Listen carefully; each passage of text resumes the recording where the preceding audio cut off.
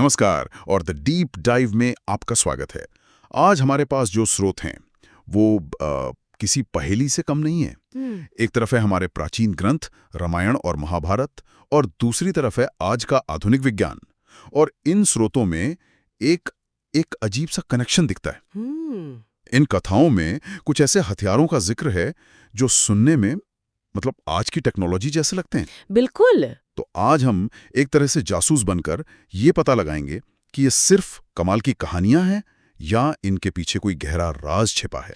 और हमारा मिशन है दो महाशस्त्रों के पीछे की कहानी को समझना, ब्रह्मास्त्र और सुदर्शन चक्र। बिल्कुल। और देखिए, इस पड़ताल को शुरू करने से पहले एक बात साफ कर देना जरूरी है। जी। हम यहाँ जो भी बात कर रहे हैं वो पूरी तरह से इन पुरानी किताबों में लिखी बातों के आधार पर है।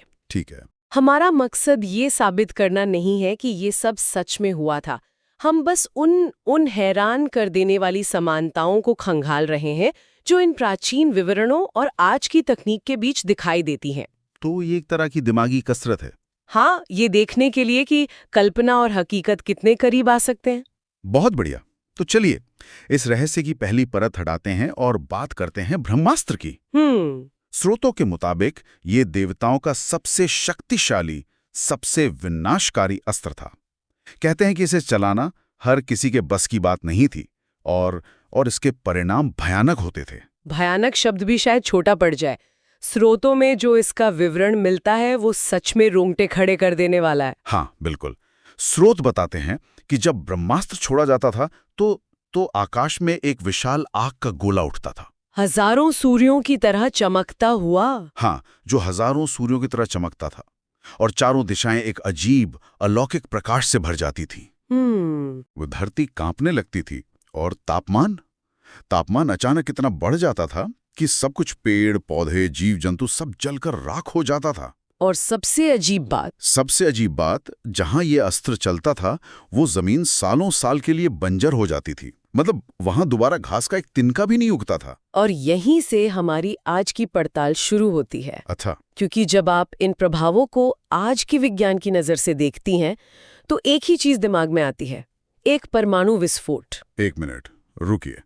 किसी भी बड़े धमाके में, चाहे वो कोई ज्वालामुखी हो या कोई बहुत बड़ा बम, आग, तेज रोशनी, गर्मी, ये सब तो होता ही है। हाँ। इसे सीधे सीधे परमाणु बम से जोड़ना थोड़ा ज्यादा नहीं हो गया? बहुत अच्छा सवाल है और यही इस तुलना को दिलचस्प बनाता है। आप सही कह रहे हैं, किसी भी बड़े विस्फोट में गर्मी और रोशनी होती है जी। लेकिन यहाँ कुछ खास बातें हैं जो इसे अलग करती हैं। पहली चीज, वो विशाल अग्निपुंज का वर्णन जो एक मशरूम के बादल की याद दिलाता है। मशरूम क्लाउड जो परमाणु विस्फोट की पहचान है। बिल्कुल। दूसरी, वो अंधा कर देने वाली रोशनी जिसे आज हम ब्राइट फ्लैश कहते हैं। लेकिन सबसे अहम और निर्णायक सबूत है जमीन का बंजर हो जाना। अच्छा, वो क्यों? मतलब वो इतना खास क्यों है? क्योंकि ये साधारण आग के असर जैसा नहीं है। आग लगने के बाद तो जमीन बल्कि और भी उपजाऊ हो जाती है। सही बात है। लेकिन सालों तक कुछ भी न उगना, जीवन का पूरी तरह से खत्म हो जाना, ये एक ही चीज की तरफ इशारा करता है, radio active fallout. Radio active fallout. हाँ, परमाणु बम फटने के बाद जो अदृश्य जहर यानी रेडिएशन जमीन और पानी में फैल जाता है वो उसे लंबे समय के लिए जीवन के लायक नहीं छोड़ता। ये वर्णन किसी भी पारंपरिक हथियार से मेल नहीं खाता। अच्छा, तो आप कह रहे हैं कि असली कनेक्शन सिर्फ धमाके में नहीं बल्कि उसके बाद होने वाले असर में है, जमीन का जहरीला हो जाना। जी। ये तो मैंने कभी सोचा ही नहीं था। ये तो वाकई कहानी को एक नया मोड़ देता है। और हमारी स्रोत महाभारत की एक घटना का भी जिक्र करते हैं जहां इसका इस्तेमाल हुआ था। हाँ, अश्वत्थामा और अर्जुन का प्रसंग, ये इस अस्त्र के स्वभाव को और भी गहराई से समझाता है। तो कहानी कुछ यूं है कि महाभारत युद्ध के अंत में अश्वत्थामा और अर्जुन दोनों एक दूसरे पर ब्रह्मास्त्र चला देते हैं। जी। लेकिन जैसे ही वो अस्त्र छोड़े जाते हैं दुनिया में प्रलय के संकेत दिखने लगते हैं। हवा में जहर घुल जाता है, नदियां उबलने लगती हैं, ऐसा लगता है मानो सृष्टि का अंत ही निकट है। और तब ऋषि हस्तक्षेप करते हैं। हाँ, ये देखकर ऋषि व्यास और नारद बीच में आते हैं और दोनों को अपने अपने अस्त्र वापस लेने को कहते हैं। और यहाँ एक बहुत ही महत्वपूर्ण मोड़ आता है। जी। अर्जुन जो एक महान योद्धा थे और जिन्हें अस्त्रों का पूरा ज्ञान था, वो मंत्रों का प्रयोग करके अपना ब्रह्मास्त्र वापस खींच लेते हैं। लेकिन अश्वत्थामा जिससे सिर्फ अस्त्र चलाना आता था, उसे वापस लेना नहीं आता था, वो असहाय हो जाता है। और यहीं पर इसकी तुलना आज की तकनीक से और भी गहरी हो जाती है। कैसे? देखिए, अश्वत्थामा का अपने ही हथियार पर नियंत्रण खो देना ये दिखाता है कि ऐसे महाविनाशक हथियारों के परिणाम अनियंत्रित और स्थायी हो सकते हैं।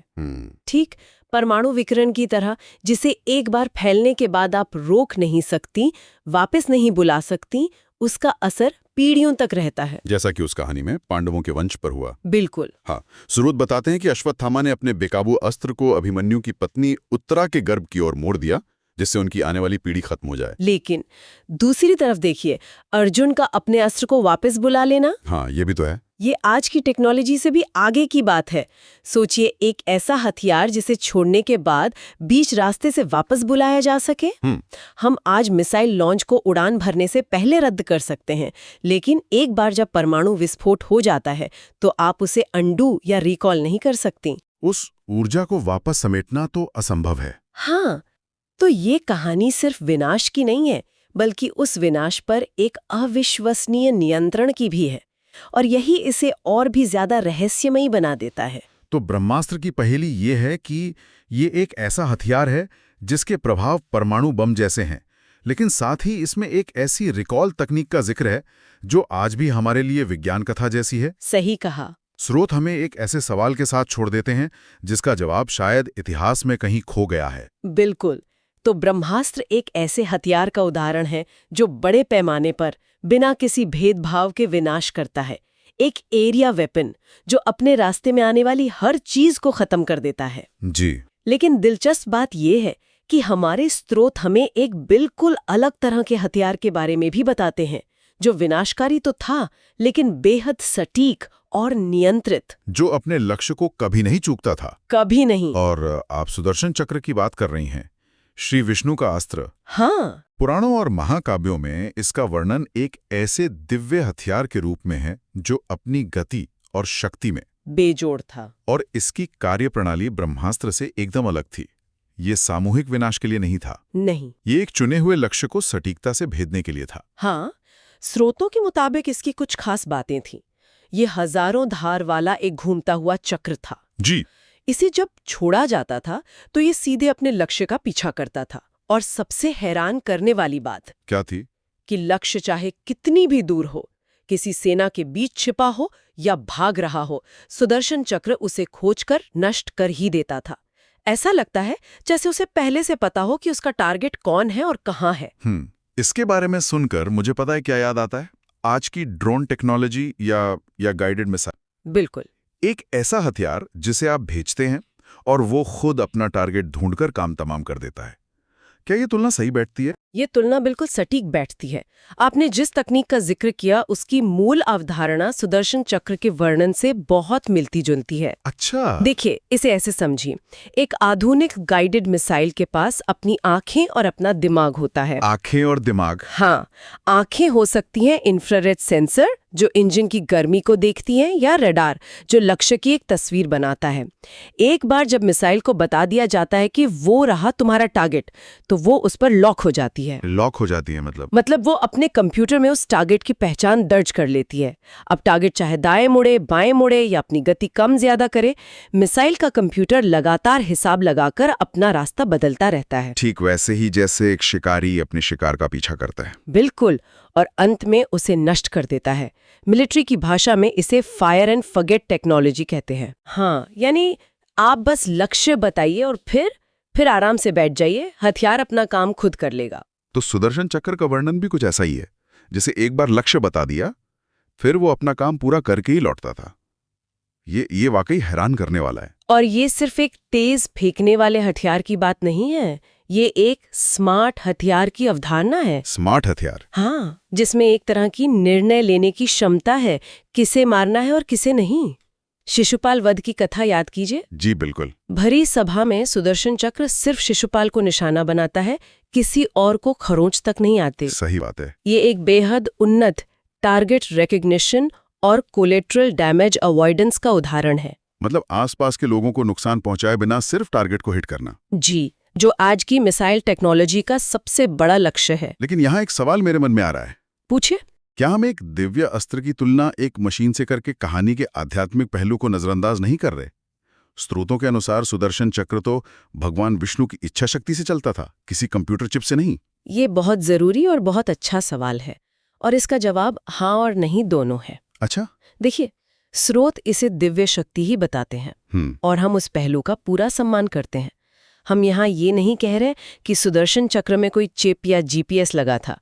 हम बस ये देख रहे हैं कि जिस कार्य प्रणाली का वर्णन किया गया है, लक्ष्य को पहचानना, उसका पीछा करना, उसे दूसरे लक्ष्यों से अलग करना और सिर्फ उसे ही नष्ट करना, वो आज की गाइडेड मिसाइल की परिभाषा से हूबहू मिलती है। अच्छा, तो बात माध्यम की नहीं, परिणाम की हो रही है। बिल्कुल, चाहे वो दिव्य शक्ति से हो या तकनीक से, काम करने का तरीका एक जैसा वर्णित है। तो सवाल ये उठता है कि ये क्या है?